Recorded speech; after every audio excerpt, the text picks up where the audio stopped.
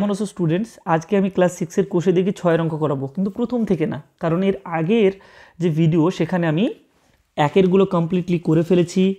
তারপর দুয়েরগুলো কমপ্লিটলি, তিনেরটা চারেরটা এগুলো কমপ্লিট হয়ে গেছে।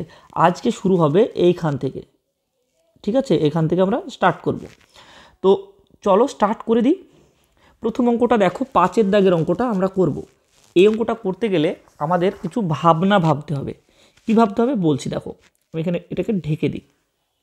ওকে, দেখো এই অঙ্কটাতে বলেছে 150 টাকার হাফ অংশ, দেখে নাও এখানে। ওকে, সেখান থেকে কত টাকা নিয়ে নিতে হবে। এক জায়গায় রাখা ছিল, সেখান থেকে কিছু টাকা আমি তুলে নিলাম, পড়ে থাকবে ক টাকা? এই টাকাটা। এখন ক টাকা নিতে হবে সেটা আমি কি করে জানবো? মানে এটা একটা জায়গা, এখানে এই টাকাটা ছিল, এখান থেকে আমি নিয়ে নিলাম কোন টাকাটা আমি জানি না, কিন্তু লাস্টে দেখলাম এই টাকাটা পড়ে আছে। এই অঙ্কটা একটু পাল্টাবো, পাল্টিয়ে আমি চেঞ্জ করছি, এখানে করে দিলাম 45। তাহলে এবার আচ্ছা, 45 টাকা থেকে, মানে অঙ্কটা চেঞ্জ করলাম, হ্যাঁ, 45 টাকা থেকে কত টাকা নিয়ে নিলে 30 টাকা পড়ে থাকবে? চলো এই উত্তরটা দিতে পারবে বলো তো? 45 টাকা থেকে কত টাকা যদি তুমি নিয়ে নাও তাহলে 30 টাকা পড়ে থাকবে। ভেরি গুড, 15 টাকা। তাহলে এই 15টা তুমি পেলে কি করে?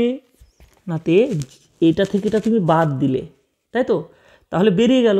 ঠিক এই অঙ্কটাতেও তাই হবে। এই অঙ্কটাতেও এইটা থেকে এটা বাদ যাবে, কিন্তু তুমি বলবে হ্যাঁ সেটা না হয় বুঝলাম, এখানে তো আপনি 45 বলে দিলেন, তখন তো আমি পারলাম, কিন্তু এটা কি করে পারবো? এটা পারবো যদি এটা মানে কত টাকা সেটা বলতে পারি।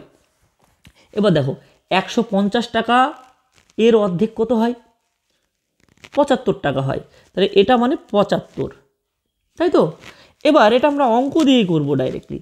আমরা প্রথমে এই সমস্যা যেটা, সেই সমস্যাটা আগে সমাধান করি। তাহলে লিখব 150 টাকার এত অংশ, এইটা বের করব। এই যে টাকার মানে এর, তাহলে 150 গুণ 1/2, 2 ভাগের 1 ভাগ টাকা, মানে এটা এটা কেটে গেল 75, 75 একে 75। তাহলে বলো এটা মানে কত টাকা? 75 টাকা। এখন থেকে এই যে গোলের মধ্যে যেটা তুমি দেখছো এইটা, হ্যাঁ, এই যে কালো গোলের মধ্যে যে অংশটা দেখছো তুমি, এটা মানে 75। তাহলে আমি অঙ্কটা আবার পড়ছি, 75 টাকা থেকে কত টাকা নিলে 30 টাকা পড়ে থাকে? তাহলে কি করতে হবে? 75 থেকে 30 বাদ দিতে হবে। ঠিক সেটাই আমরা এবার করছি। টাকা নিতে, মানে এখানে নিয়ে নেওয়ার মানে হচ্ছে সেই বাটি থেকে তুলে নেওয়া আর কি। নিতে হবে কত? নাতে এই 75 থেকে 30 বাদ দিলে যেটা হয় সেই টাকাটা, মানে কত? 45 টাকা। বোঝা গেল?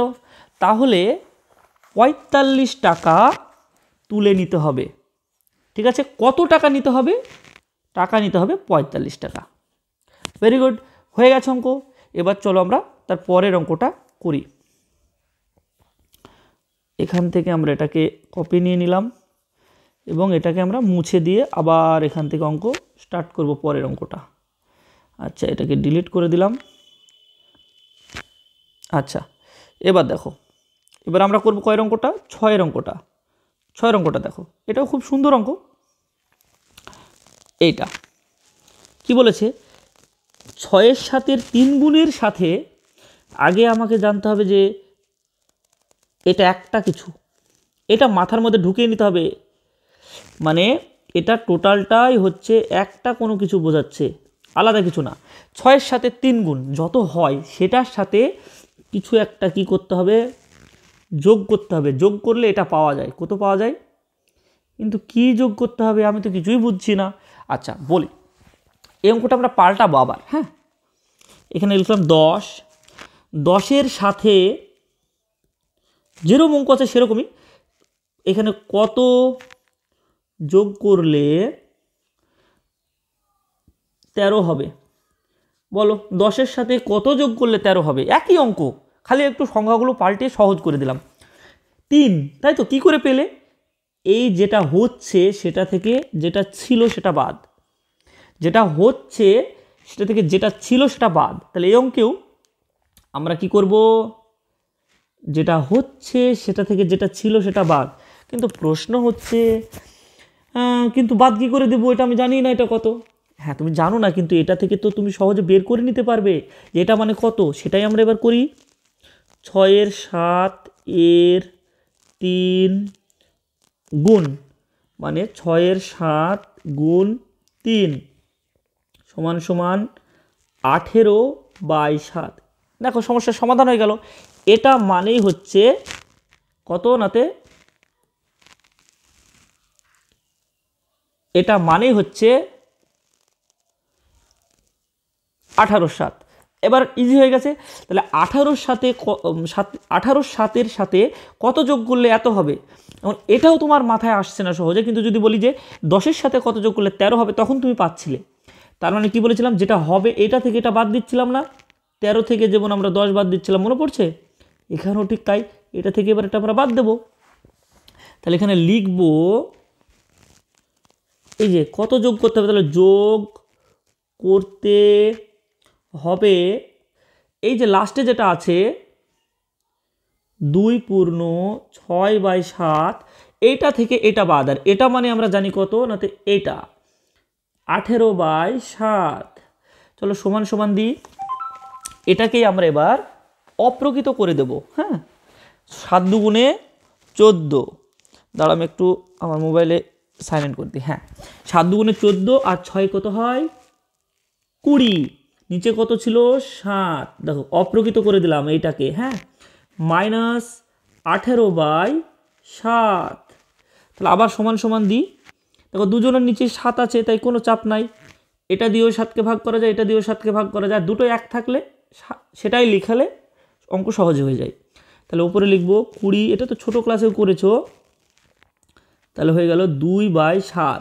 তাহলে বলো কত যোগ করতে হচ্ছে? এইটা যোগ করতে হচ্ছে। কার সাথে? এর সাথে। আমি এবার পুরো উত্তরটা একবারে ঘুরিয়ে পুরো অঙ্কটাই বলে দিচ্ছি, দেখবে। 18/7 এর সাথে 2-এর 7 যোগ করলে 2 পূর্ণ 6/7 হয়। আর একবার শুনে নাও, 18/7 এর সাথে 2-এর 7 যোগ করলে 2 পূর্ণ 6/7 হয়। বোঝাতে পারলাম?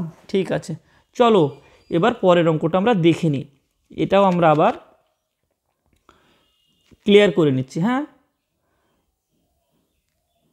ডিলিট। আচ্ছা, এবার আমরা করব 7-এর দাগের অঙ্কটা। ওকে,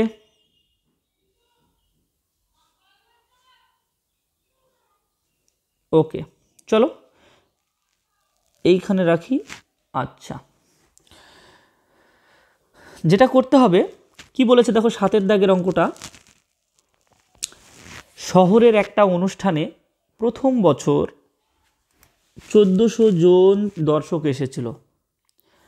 তার পরের বছর দর্শক সংখ্যা প্রথমবারের চেয়ে 7-এর 10 অংশ বেড়ে গেল। আচ্ছা, মোট কতজন এসেছিল পরের বছরে? এখন এই অঙ্কটা আমরা আবার পাল্টাবো। পাল্টিয়ে বলবো কোনো একটা জায়গায় কোনো একটা দিন, ঠিক আছে, কোনো একটা জায়গায় মাত্র এসেছিল 14 জন। বুঝলে? মাত্র 14 জন ধরে এসেছিল।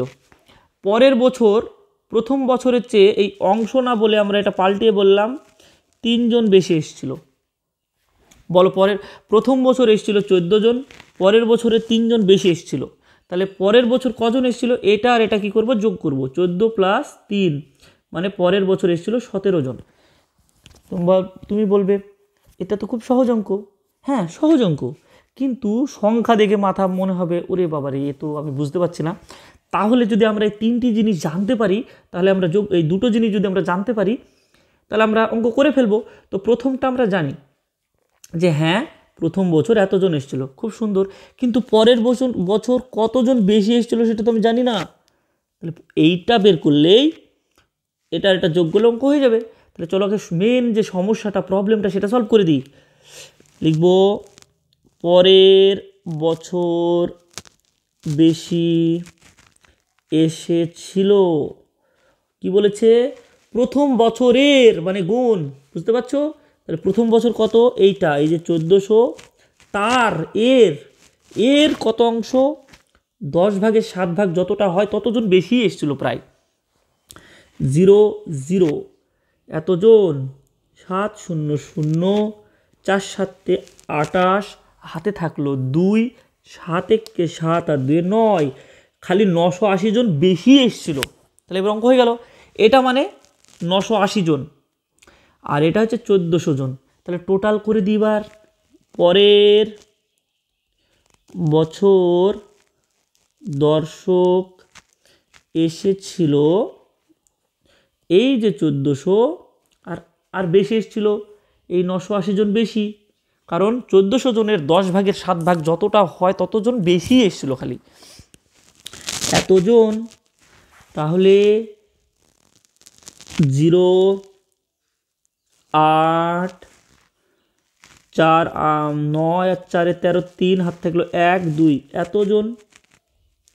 ঠিক আছে, আরেকবার দেখে নিই। 0 8 9 আর 4 13, 3 হাত থাকলো 1 2। হ্যাঁ, তাহলে হয়ে গেল। দ্বিতীয় বছর কতজন এসেছিল? আশা করি বুঝতে পেরেছো। আচ্ছা, ঠিক আছে, এবার আমরা একটা কাজ করি, এখান থেকে এটাকে ডিলিট করে দিই। তারপরের অঙ্কটা করব আমরা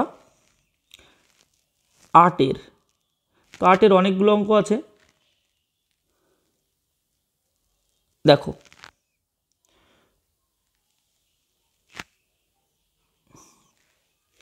আচ্ছা, দেখে নাও, এই তো সুন্দর। এখানে কি বলেছে? নিচের সংখ্যাগুলির অনন্যক খুঁজি। অনন্যক মানে বলেছিলাম কোনো সংখ্যার হর, এবং যেমন ধরো এখানে 5/7, এটা একটা ভগ্নাংশ, এইটাকে বলা হয় লব, এইটাকে বলা হয় হর। তো কোনো একটা ভগ্নাংশের লব এবং হর যদি জায়গা বদলে নেয়, এ বলল ভাই এই 5, বলে আমি তো লব, আমাকে একটু হর হতে দে না, নিচে যেতে দে না। বলে ঠিক আছে তুই আয়। 7 বলে তুই আমার জায়গায় চলে যা। 7 বলে এখানে চলে আসলো। তাহলে এই যে যেটা নতুন করে তৈরি হলো সেটাকে বলা হয় আগেরটার অনন্যক, বা প্রথমটাকে বলা হয় এটার অনন্যক। যেমন এটা, এখানে দুটো লোক আছে, দুটো স্টুডেন্ট আছে, একজনের নাম সুমন, একজনের নাম রাজন।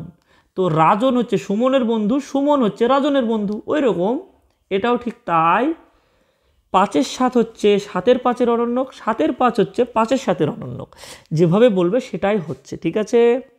তো ওই রকম আমরা এবার অনন্যক খুঁজব, এবং যাদের অনন্যক প্রকৃত ভগ্নাংশ সেইগুলোকে আমরা গোল গোল চিহ্ন দেবো। এবার প্রকৃত ভগ্নাংশ কি? তুমি পরীক্ষা দিয়েছো 10-এর মধ্যে, তুমি যত পাবে এইখানে আমি বক্সটাতে লিখব।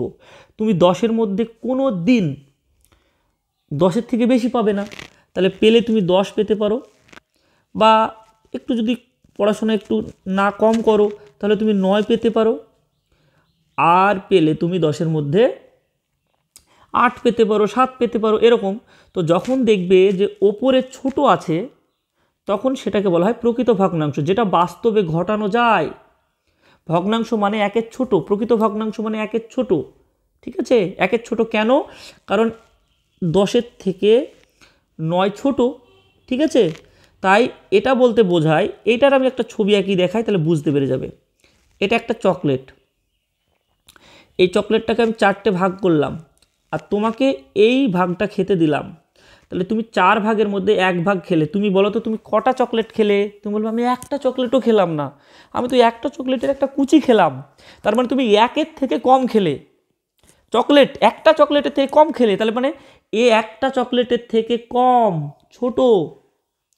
বোঝা গেল? এইটাকে বলা হয় প্রকৃত ভগ্নাংশ। কিন্তু তোমার বন্ধু এসে বলল ভাই আমি তো একটা পুরো চকলেট এটা আমি খেয়ে ফেলেছি। তাহলে এটা পুরো তোমার বন্ধু পুরো এই চকলেটটা ফুল খেয়ে ফেলেছে, আর একটা চকলেটের 4 ভাগের 1 ভাগ খেয়েছে। তার মানে তোমার বন্ধু একটা পুরো খেয়েছে, আর একটা খেয়েছে এত অংশ। তার মানে তোমার বন্ধু কতটা খেয়েছে? একটা পূর্ণ খেয়েছে আর এতটুকু খেয়েছে। তার মানে সে তোমার বন্ধু কি কটা চকলেট খেয়েছে? একটার থেকে বেশি খেয়েছে, কিন্তু দুটো খায়নি, দুটোর থেকে কম খেয়েছে। ঠিক আছে, তাহলে যে ভগ্নাংশগুলো একের থেকে বড় হয়ে যায়, এবার এটাকে দেখবে 4 একে 4 আর এই একে 5/4। দেখো এই যে 5/4 তোমার বন্ধু খেয়েছে 5/4, বা বলতে পারো 1/4, এটা হচ্ছে অপ্রকৃত, এটা একের থেকে বেশি বোঝায়। এখানে দেখে চকলেট দেখে বুঝতে পেরেছো? তো ওই রকম আমরা এবার কি করব, প্রকৃত অপ্রকৃত এই সমস্ত ধারণাগুলো কিন্তু থাকতে হবে, এইগুলো নিয়ে আমরা অঙ্ক করবো। তো প্রথম অঙ্কটা দেখো, এর অনন্যক কত তাই বলো। একের অঙ্কটা এইটা বলো, এই 7/5 অনন্যক কত? 7/5 এর অনন্যক কত? 5/7। এবার বলো, এবার দেখো তাহলে এবার বলো যে এই যে 5/7 এটা কি, এটা কি প্রকৃত ভগ্নাংশ? হ্যাঁ, লব ছোট, তো এটা তো একের থেকে ছোট, 7 ভাগের মধ্যে 5 ভাগ বোঝাচ্ছে, তাহলে সেটাকে আমরা গোল করে দেবো। তাহলে এই যে এটাকে আমরা গোল করে দিলাম, কারণ এর যে অনন্যক সেটা একটা প্রকৃত ভগ্নাংশ, যার লব ছোট হয়, যার ওপরে ছোট হয়, ঠিক আছে, তাকে বলা হয় প্রকৃত ভগ্নাংশ। আমি ছবি দিয়েও বুঝিয়ে দিলাম। Very good. এবার চলে, এবার আমরা 2 এর অঙ্কটা দেখি। 2 এর অঙ্কটা, 1/3 অনন্যক কত? এর অনন্যক কত? উল্টে যাবে, 3/1, বা কেউ কেউ শুধু এটাও লিখতে পারো, নিচে 1 না লিখলেও হয়। এর অনন্যক 3 বা 3/1, যেটা লিখবে সেটাই হবে। এবার বলো, এটা কি একের থেকে ছোট? না, ওপরে বড় তো, তাহলে এটা গোল করব না। এবার চলো 3 নম্বর অঙ্কটা করি। এইটা 5/8 এর অনন্যক 8/5। এবারও দেখো, এও তো একের থেকে বড়, ঠিক আছে, তাহলে এটাও আমরা গোল করব না। এবার ধরো 4-এরটা দেখব, 9/7 এর অনন্যক কত? 7/9, 7/9। এবার দেখো এই একের থেকে ছোট, মানে একটা চকলেটকে 9 ভাগ করে 7 ভাগ খেয়েছো তুমি, তাও মানে পুরো যদি 9 ভাগও খেয়ে নিতে তাও তুমি 1 হতে, কিন্তু একের থেকে বড় তো না। বুঝতে পারলে? তাহলে এইটা হচ্ছে একটা প্রকৃত ভগ্নাংশ। তাহলে এবার আমরা এটাকে করে দিলাম গোল। চলো এবার 5-এর অঙ্কটা দেখি। হ্যাঁ, লিখে দিতেও পারো যে এটা আবার নিচের লাইনে এরকম লিখে দিতে পারো, 7/9 একটি প্রকৃত, এভাবে ভগ্নাংশ, এটা লিখতে পারো। যেহেতু এর অনন্যকটা প্রকৃত ভগ্নাংশ, সেই জন্যে বলেছে না, যাদের অনন্যক প্রকৃত তাদের গোল করতে হবে, সেই জন্যে আমরা এটা গোল করে দিলাম। আচ্ছা, এবার চলো দেখি আমরা 5-এর অঙ্কটা। চলো দেখছি 5-এর অঙ্কটা কি বলেছে, 12/5। তাহলে এখানে লিখবো 12/5 এর অনন্যক 5/12। এটা একের থেকে ছোট, উপরে যেহেতু ছোট সে একের থেকে ছোট, তাহলে এটা হয়ে গেল। আর সব থেকে মজার ব্যাপার, যার উপরে বড় আছে সেই তো, দেখো এর উপরে বড় আছে, তাহলে এর যে অনন্যক সে অপ্রকৃত হবে। তাহলে আমরা একটা জিনিস বলতে পারি, একটা প্রকৃত ভগ্নাংশের এ একটা কি ভগ্নাংশ? অপ্রকৃত, তাহলে এর অনন্যক হবে প্রকৃত ভগ্নাংশ। এটা কি? এটা একটা ওপরে বড়, মানে অপ্রকৃত ভগ্নাংশ। তাহলে একটা অপ্রকৃত ভগ্নাংশের অনন্যক হবে একটা প্রকৃত ভগ্নাংশ, ঠিক আছে। এবার এটা এটা দেখো, এটা দেখো, এটা কমপ্লিটলি কত লিখলাম? 12/, এটা হয়ে গেছে। এটা কি ভগ্নাংশ বলো তো? এটা কি ভগ্নাংশ? এটা একটা প্রকৃত ভগ্নাংশ, তাহলে এর অনন্যক হবে একটা অপ্রকৃত, তাই গোল এটা হবে না, আমি দেখেই বুঝে যাচ্ছি। তাই আমি এর করে দিই 6-এরটা।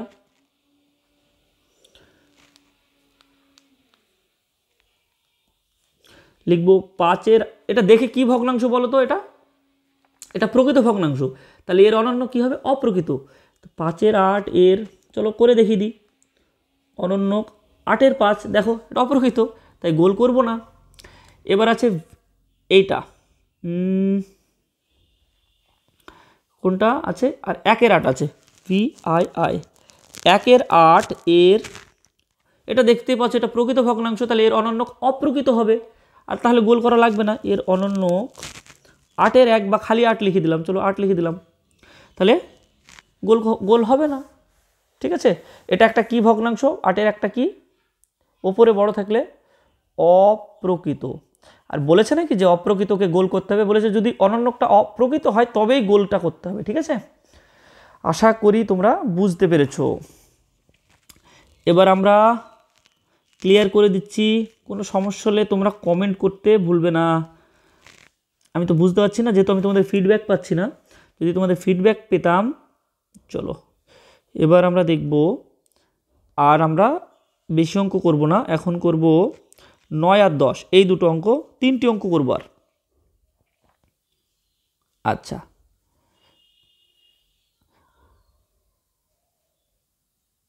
এই 3টে অঙ্ক আমরা এবার করব। ঠিক আছে, চলো দেখে নিই।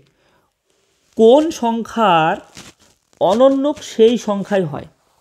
আচ্ছা, এবার এখানে মনে মনে এমন একটা সংখ্যা ভাবো, যেটা দুজনা জায়গা বদলিয়ে নেবে, কিন্তু যা থাকবে তাই থাকবে।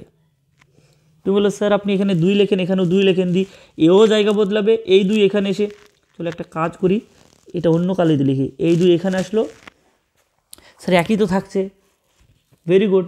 আচ্ছা ঠিকই আছে, ভালো বলেছো। তুমি বলবে যে স্যার এখানে 3 লিখেন, এই 3 এখানে নিচে চলে আসছে, এই ওপরে আছে, আর এখানে আপনি 5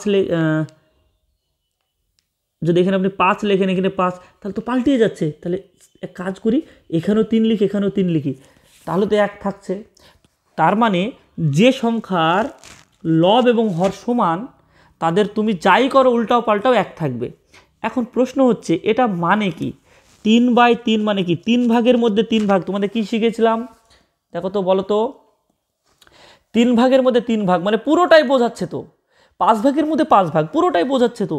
তার মানে এই ধরনের ভগ্নাংশ বলতে বোঝায় এক অংশকে। তাহলে একমাত্র 1 এর অনন্যক 1 হয়। চলো দেখাচ্ছি, 1-এর নিচে কিছু নাই মানে 1 আছে। তাহলে এই উল্টে পাল্টে সেই এই হয়ে যাচ্ছে, নিচে লিখতে হয় না বলেছিলাম, দরকার নেই। তাহলে কোন সংখ্যার অনন্যক? 1 1-এর অনন্যক 1 হয়, মানে সেই সংখ্যাই হয়। ঠিক আছে, এবার চলো 10 নম্বর অঙ্কটা বুঝিয়ে দিই। আচ্ছা এখানেই করাবো, জায়গাটা একটু বেশি পেয়ে যাব। 10, চলো কি বলেছে, রমার কাছে যতগুলি স্ট্যাম্প আছে, এখানে একটা তার 2/3 অংশ, এই যে এত অংশ আমাকে দিল। রমা যদি 18টা স্ট্যাম্প আমাকে দেয়, আচ্ছা তাহলে রমার কাছে কতগুলো স্ট্যাম্প আছে? আচ্ছা প্রশ্ন হচ্ছে 2/3 অংশটাকে আগে আমাদের ছবি দিয়ে ভাবতে হবে। তার মানে 3 ভাগের মধ্যে 2 ভাগ, আমি আগে 3টি ভাগ করে নিই।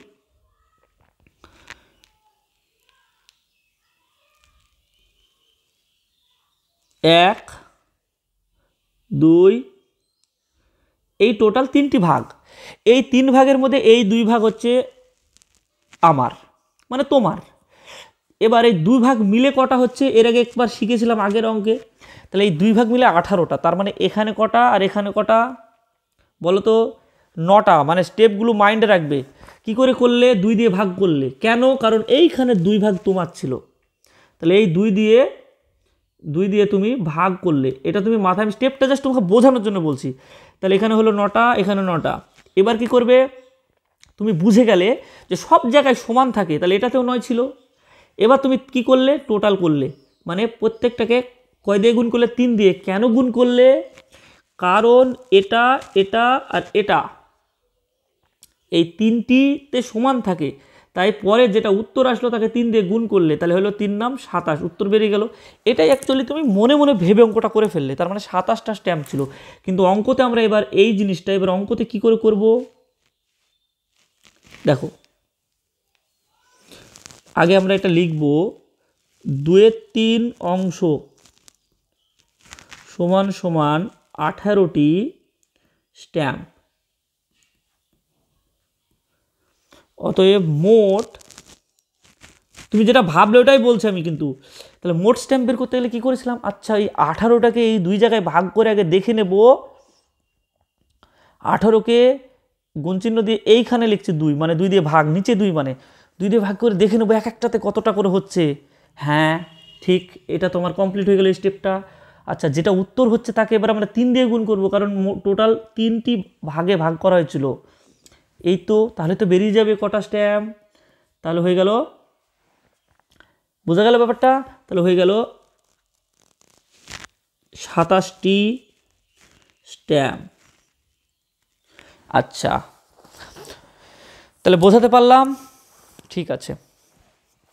এবার এই অঙ্কটা অনেকে এই লাইনের আগে এইভাবে করে, আমি সেটাও একটু দেখিয়ে দিই। তুমি মেন বিষয় কিন্তু বুঝিয়ে দিয়েছি তোমাকে, হ্যাঁ।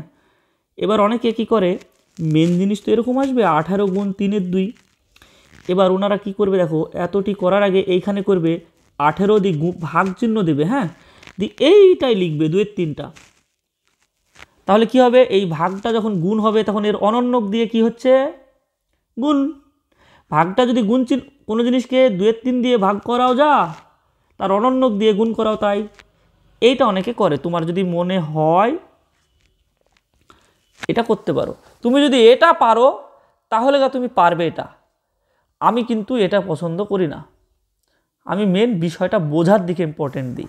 মানে 18টা স্ট্যাম্প ছিল, ওকে তো 2 জায়গায় রাখতে হবে, রেখে দেখবো আচ্ছা 9টা করে হচ্ছে, সেটা এবার 3খানাতে দেখে বলে দেবো যে 3 নাম 27 এতটি, মানে 18 দোকানে এটা হলো 9, 3 নাম 27, 27টি। আচ্ছা, এবার আমরা 11 নম্বর অঙ্কটা করব। চলো দেখে নিই, তোমাদের কেমন লাগছে প্লিজ কমেন্ট করে জানাবে, হ্যাঁ। চলো 11 নম্বর অঙ্কটা করি। 26 মিনিট, 30 মিনিটের মধ্যে আমরা এই ইয়েটা কমপ্লিট করে দেব। আচ্ছা, রাজিয়া তার টাকার, এখন ঘটনাটা হচ্ছে রাজিয়ার কাছে ক টাকা ছিল আমি জানি না, রাজিয়ার কাছে ক টাকা ছিল সেটা জানি না, বাট জানি সেই টাকাকে 5 ভাগ করে 2 ভাগ যতটা হয় সেই টাকাটা একজনকে দিল। কাকে দিল? দেবনাথকে দিল। আর সেই রাজিয়ার টাকাটাকে 10 ভাগ করে 3 ভাগ যতটা হয় সেটা সুনিতাকে দিল। তারপরেও তার কাছে টাকা থেকে গেল 180 টাকা। চলো ছবি দিয়ে দেখি। আচ্ছা, এখন এই প্রশ্নটার উত্তর আমরা কি করব, আমরা আগে দেখব যে টোটাল টাকা। দেখো এর আগে শিখেছিলাম না যে দুটো অংশ একবারে করা যায়, এই অংশটা আর এই অংশটা মিলে মোট কত অংশ সেটা আমাকে এক জায়গায় করতে হবে। ছবি দিয়ে দেখাই, এটা হচ্ছে রাজিয়ার টাকা, কত টাকা আমি জানি না টোটাল, সেটাকে প্রথমে 5 ভাগ করতে হবে। তাহলে আমরা এখানে এই যে রাজিয়ার টাকাকে 5 ভাগ করেছি, ছবি দিয়ে বুঝো আগে, তার মধ্যে 2 ভাগ মানে এইটা একজনকে দিয়ে দিল, এটা কাকে দিল? দেবনাথকে, ডি লিখে দিলাম, দেবনাথকে দিল, দেব লিখলাম। আচ্ছা, আর টোটাল টাকাকে যদি ও 10 ভাগ করতো, কিন্তু 10 ভাগ তো করা নাই, আবার টোটাল টাকাকে যদি 10 ভাগের মতো করে ছোট ছোট করে ভাগ করে নিই, ভেতর দিই। এবার দেখো যদি 10 ভাগ করতো, সেই 10 ভাগের মধ্যে 3 ভাগ, তাহলে সেই 3 ভাগ কোনটা? কালারটা পাল্টিয়ে ইয়েলো নিয়ে নিই, ঠিক আছে। এই 3 ভাগ দেখো, এই যে 3 ভাগ, 1 2 3, এই যে 3টি ভাগ, এই 3টি ভাগ আমি কাকে দিলাম, মানে ও কাকে দিল? সুনিতাকে। এখানে SU ইন সান লিখে দিলাম, শুন, ঠিক আছে। এই দুজনকে দিয়ে দিল। এখন তুমি দেখতে পাচ্ছ যে টোটাল যদি আমাকে 10 ভাগের হিসাবে ধরি, এই 10টা ভাগের মধ্যে কটা ভাগ নাতে 1 2 3 ভাগ পড়ে আছে। আচ্ছা, এই টাকাটা তার কাছে পড়ে আছে, আর এই টাকাটার মানে হচ্ছে ক টাকা? 180 টাকা। আচ্ছা তাই, তাহলে 10টা ভাগের মধ্যে 3টি ভাগ যদি 180 হয়, তাহলে 180কে আমি এই 3 ভাগ মিলে 180, তাহলে 1 ভাগ মানে 3 6 18, 60 টাকা করে, এরকম 60 টাকা 60 টাকা 60 টাকা, এরকম করে 10 বার থাকবে। বুঝতে পারছো? এই 3 ভাগ মানেই 180 টাকা, এক একটা জায়গায় 60 টাকা, এই 3টি তুমি পেয়েছো। এরকম কটা ভাগ আছে? 10টা ভাগ আছে। তাহলে উত্তরটা হয়ে গেল 600 টাকা। তাহলে এটা আমরা ছবি দিয়ে করলাম। এবার এই অঙ্কটাই আমরা লিখে করব। কিভাবে করব? সব থেকে মজার ব্যাপার, তুমি কি করে বুঝতে পারলে যে তুমি এটা এইদিক, এগুলো বাদ দাও, এইটুক দেখো, তুমি কি করে বুঝলে যে তোমার কাছে আর এই টাকাটা পড়ে আছে, 3-এর 10 পড়ে আছে? তার মানে তোমাকে এই দুটো অংশকে এক জায়গায় করতে হয়েছিল। দেখো এখানে টোটাল দুটোকে আমরা এক জায়গায় করে ফেলেছিলাম, আর এটা কত হয়েছিল? 10 ভাগের মধ্যে 7 ভাগ। দেখো এটুক 1 2 3 4 5 6 7, তাহলে আমরা যদি এই দুটো অংশকে এক জায়গায় করি, গ্যারান্টি হবে 7/10। তারপরে টোটাল জিনিস মানে সবসময় এক অংশ, এখান থেকে বাদ দেবো, বাদ দিলে কত হবে 3/10। আর তারপরে আমরা কি করব 180কে একটু আগে শিখলে 3 এই 10 দিয়ে কি করছি দেখো 3 ভাগ, তাহলে 3 দিয়ে ভাগ হয়ে যাবে, এক একটা ভাগ কত জেনে গেলাম, এরকম কটা ভাগ আছে মোট 10টা ভাগ আছে, তাহলে টোটাল টাকা বেরিয়ে যাবে, তাহলে উত্তর হয়ে যাবে 600 টাকা। এটা গুণ করে তাহলে এই অঙ্কটা এবার আমরা অঙ্ক দিয়ে করব, ঠিক আছে। ছবির তো হলো, এটা ভাবতে পারতে হবে, এবার যখন অঙ্কটা করবে এটা ভাববে। তাহলে প্রথমে দেখি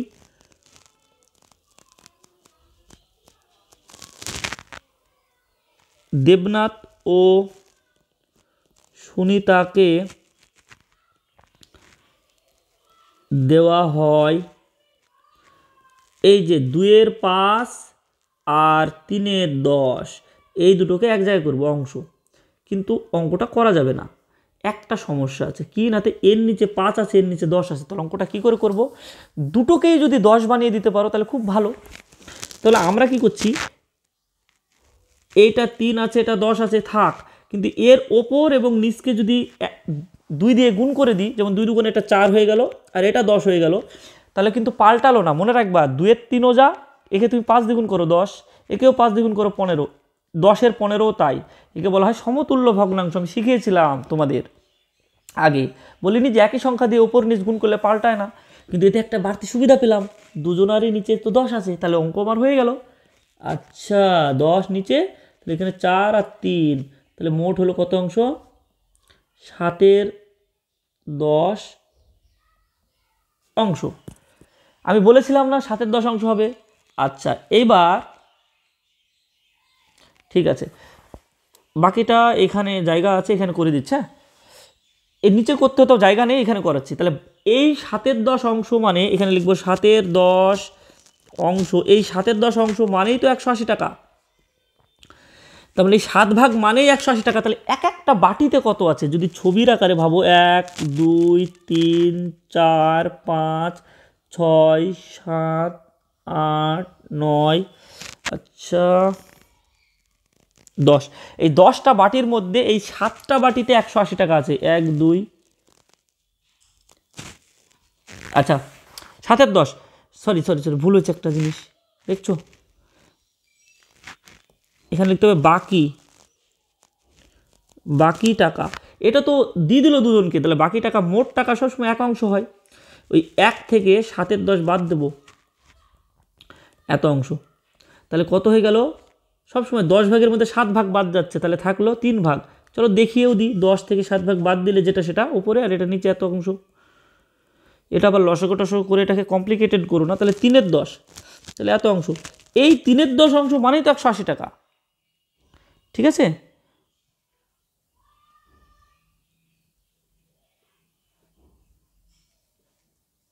আচ্ছা দেখো, তাহলে এই 3-এর 10 মানেই হচ্ছে 180 টাকা, এখানে লিখবো 3-এর 10 অংশ সমান সমান 180 টাকা।